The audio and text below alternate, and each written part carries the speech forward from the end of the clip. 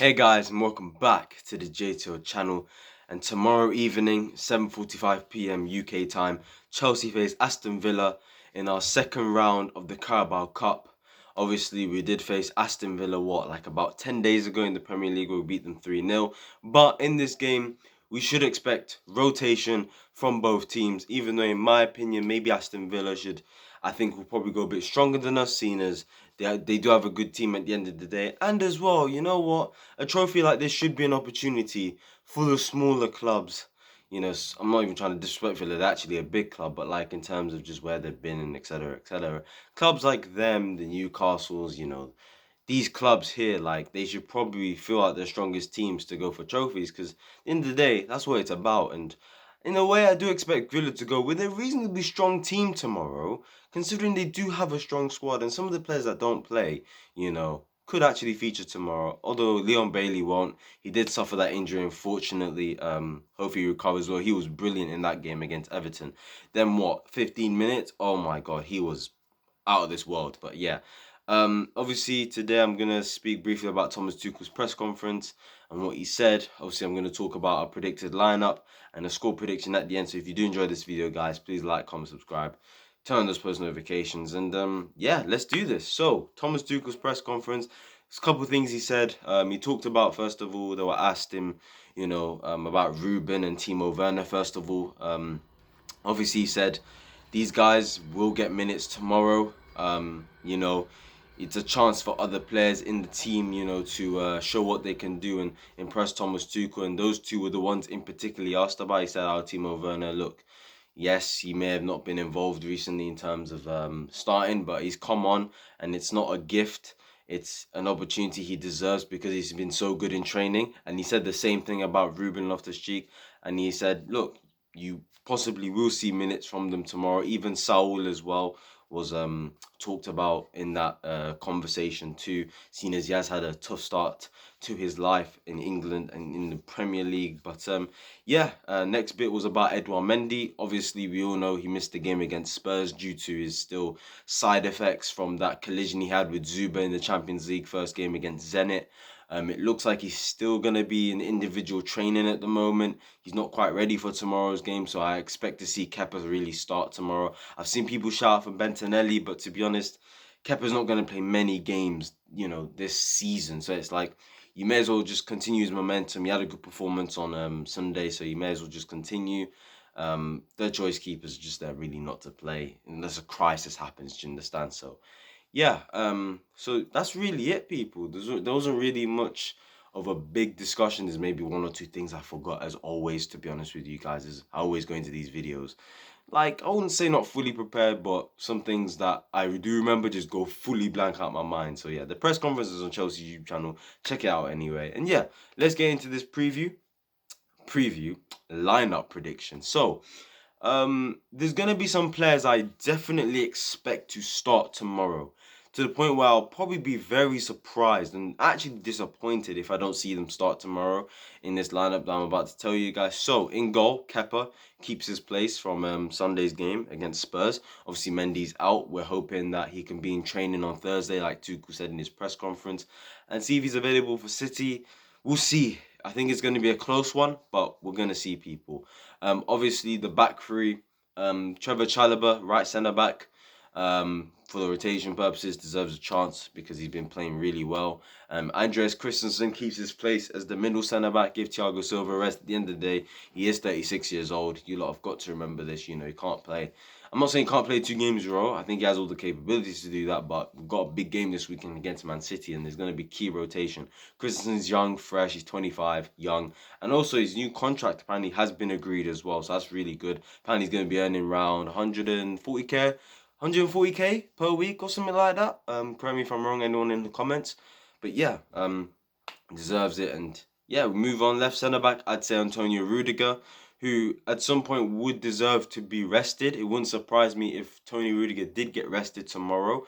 But I think he will play. He's so important to the way we play. I don't think there's really anybody else in our squad that, maybe except for Malang Sarr, but the quality of it's just Rudiger's here, Sarr's like here. No disrespect to Malang Sarr. And it's like Maybe he might get a couple minutes tomorrow. I would expect Rudiger to play and then, come off eventually because, we don't want to overload him and stuff like that. So, yeah, Rudiger's the left-sided centre-back.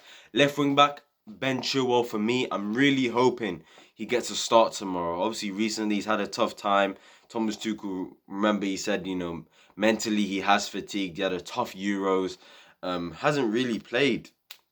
He hasn't started a game since the Champions League final on the 29th of May. So it's been a really long time for Ben Chilwell to really start a game, and I hope this is the game to do it. I thought he would have started last week in the Champions League against Zenit, but he didn't. It was still Alonso. I really do expect him to start tomorrow, and if he doesn't, I'll be really disappointed, and I'm definitely going to start having suspicions of something potentially being wrong between the two. Potentially, because it just wouldn't make sense not to start Ben Chilwell tomorrow. Give him a chance, let him show why he was the number one choice for that position, even though Alonso is playing really well. Right wing back, Reece James, he didn't play against Spurs. I expected him to, but he didn't play. So to be honest, it's a really easy choice. Play him. I know he's had a tough week, but from what I've seen on camera, I mean, he's looking happy again. But to be fair, he did make an Instagram post saying something about like, what you see in a picture doesn't really like, tell the whole story, which is true, to be fair. So he still could be suffering the effects, but I feel like this game is a good opportunity for him to just maybe distract himself from what's happened recently, and just to play well and again try and get back in the team. We move on to the double pivots now. Obviously, Thomas Tuchel did say Ruben will get minutes tomorrow. Do I think he will start? No. The reason for it is because I think, first of all, I think Saul is going to start.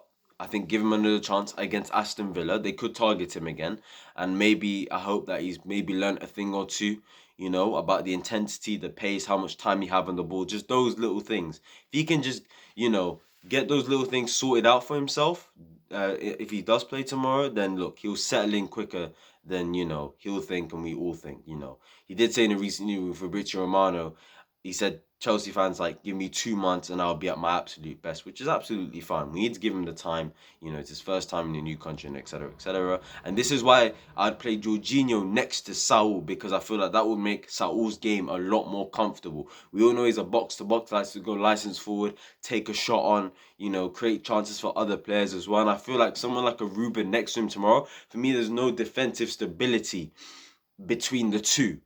And I feel like someone like Jorginho can sit back, dictate the play, the tempo, the pace of it, and allow Saul to go forward and actually, play his actual game, and what we all know he's good for would make a lot more sense than Ruben and Saul, because who's the one doing this? Who's sitting back? Who's the one going forward? It could work, but to be honest with you, I'd just rather it be Jorginho. Again, he can play about the first half and a bit, and then again, Ruben can come on maybe in that position or even the forward positions. Who even knows, in my opinion. So, yeah, I'd play him and Jorginho. I wouldn't surprise if it was Saul and Kante, though. Kante could get some minutes in as well and then come off and save himself that energy for this weekend's big game against Man City, 12:30 p.m., which we'll preview that on a Friday. But, yeah, those are the two I'd play. And Kovacic has been playing like 3 games in a row, 90 minutes. So, I'd definitely rest him. We move on now to the front three.